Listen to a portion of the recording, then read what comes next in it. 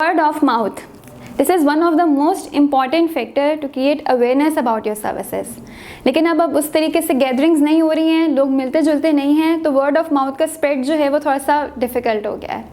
On the other hand लोग internet के ऊपर कनेक्टेड हैं, सोशल मीडिया के ऊपर अपनी इन्फॉर्मेशन वगैरह शेयर करते हैं. सो हम उस जगह पे जो है वो आपकी सर्विसेज की अवेयरनेस क्यों ना करें जहाँ पे लोग ऑलरेडी मौजूद हैं और उसको जो है वो यूज़ कर रहे हैं. सो मरहम has introduced a unique way जहाँ पे हम आपकी सोशल मीडिया पे एक सिटी फोकस्ड कैंपेन रन करेंगे जहाँ पे आपकी सिटी के लोगों को पता चल सकेगा कि आप उनके एतराफ़ में प्रैक्टिस करते हैं.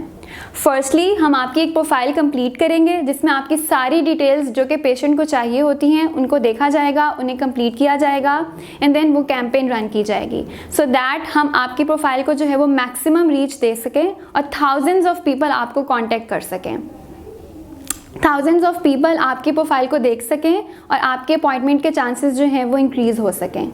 सो आपको इसके लिए करना क्या है, you just have to call a representative और वो आपसे जो है वो एक प्रोफेशनल पिक्चर मांगेंगे एंड दैट्स ऑल.